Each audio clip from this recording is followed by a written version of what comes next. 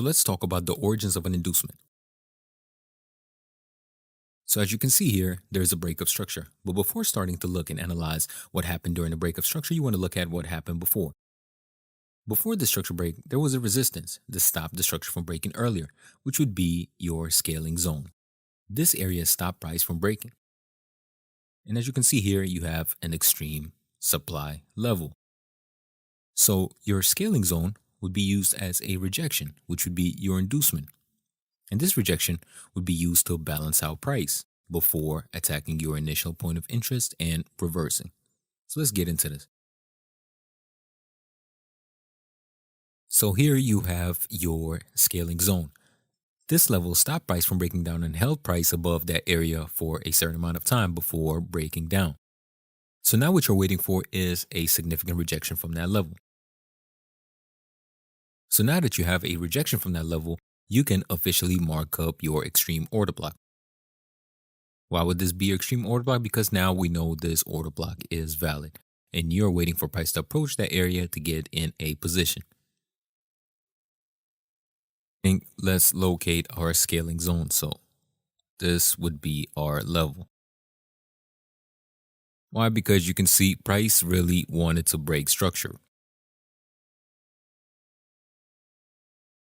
Price wanted to break structure right here, but instead it found rejection. Grab a little bit more liquidity to drop down. So this would be your scaling zone.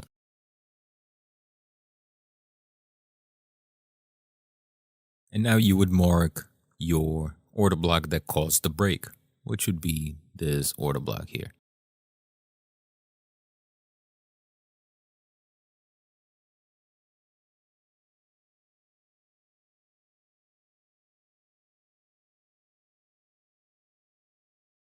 So think of it like this.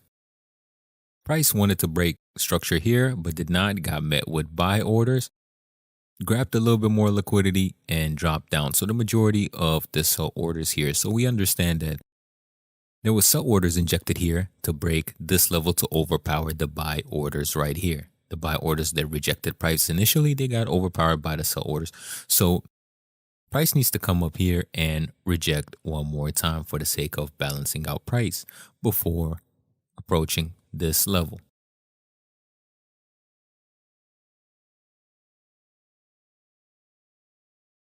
Again, this order block will not be valid if price just breaks through this level and does not reject and goes directly to your order block.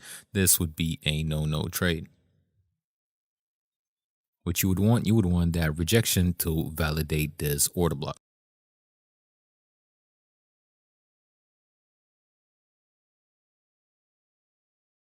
Okay, so we had a rejection. So what we do now is we can mark this level as our inducement.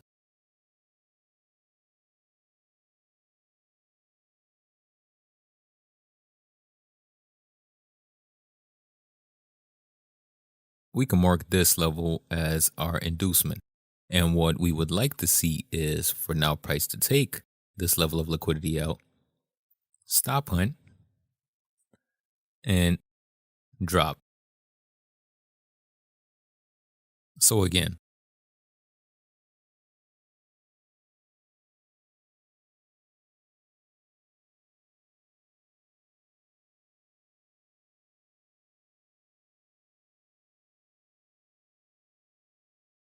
this would be your purge.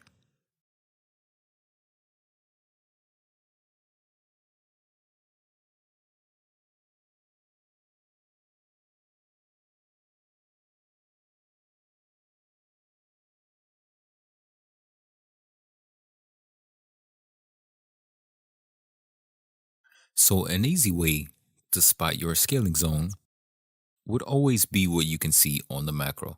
So look at this instant. Price right here was in a supply and demand structure, but out of nowhere it switched to support and resistance right here. As you can see, this retracement here rejected from this level right here. Unlike if it's mirroring its previous price action, price was rejecting from a supply and demand. Price was breaking and retracing pretty deeper.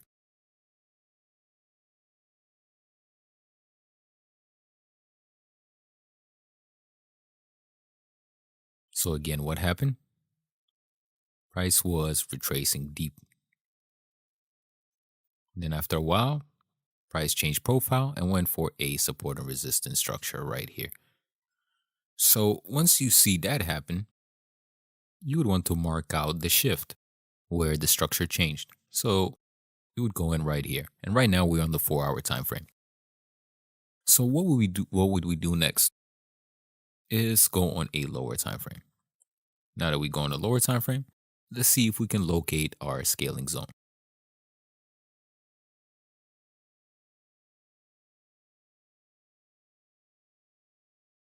What do we see here? We see a demand level right here that held price above structure. So you can see you have one rejection, two rejection right here. So we would stretch this out and see if we have a further rejection. So we have a further rejection right here. So now what you can do, you can stretch this level all the way out. Now that you stretch this level all the way out, you know that this is a high level of liquidity. Now let's see what caused this entire break. So what caused this entire break? It would be this supply candle right here. This supply candle.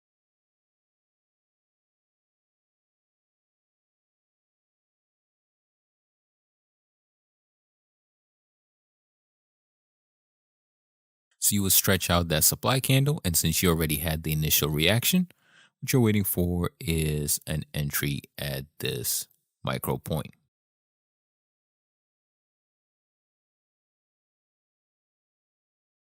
And this is ideally your best lower time frame entries with a small stop loss.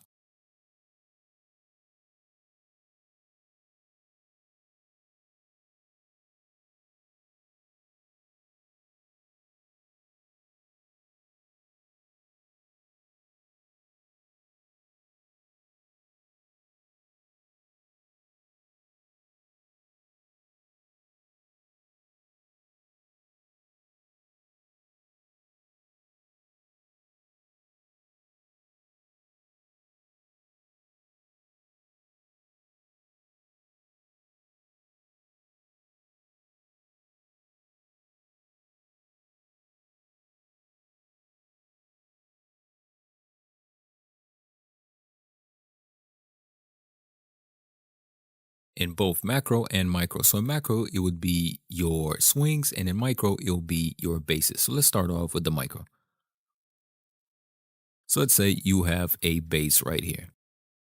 And we understand whichever direction the base breaks to, that was the orders dominant in that base. So let's say if in this case, the base broke out to the bullish side, that means this was a buy order dominated base. So now you would highlight this area. You would understand that there were buy orders injected here to push price above. So now that we know there are buy orders here, what are you waiting for? You're waiting for a retracement. You're waiting for a retracement right here and a rejection because you know that there might still be buy orders left from that expansion. So what happens next? Price rejects, comes back again, rejects, comes back again, rejects, draining this level out to then break to the downside.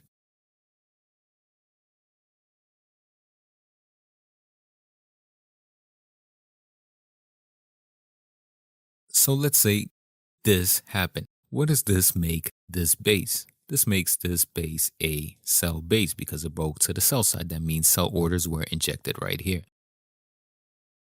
So that you know that the sell orders were injected here, look what happened. There were buy orders here. There were buy orders in this area. And as price was tapping it, there was less buy orders till eventually it broke out. And what happened here is this is where more sell orders from this base were injected to completely take over this area. So what are you waiting for next? What you're waiting for is a retracement back to this base to grab more sell orders to drop down and continue the reversal. But what you want to happen first is a complete liquidation of your previous area, which would be right here. Why would you need this to happen? Because of the sell orders injected right here to completely take this area out. You would want a last test to balance out the books before price can come up and go to your initial sell base that was responsible for this entire break to continue down. And this would be your inducement. This is where the liquidity was on a retail standpoint, and this is where the purge happened. So, in a single swing perspective, this is how you would look at it. You would have a bullish trend. Let's say at this point, price finds resistance right here and then breaks down. So, where would be our scaling zone? It would be where price was held above that level for a certain amount of time. So, this would be our level. This would be our previous demand that held price above this area. So then you would look at what caused this entire break. Because what we do know is price did find rejection twice right here, but eventually broke down. So what does that mean? That means there was a lot of selling pressure that came in. So we would automatically look at the extreme, or if there was a previous micro swing right here that was responsible for their initial break, this is what we would pick. So now we will have this area marked up.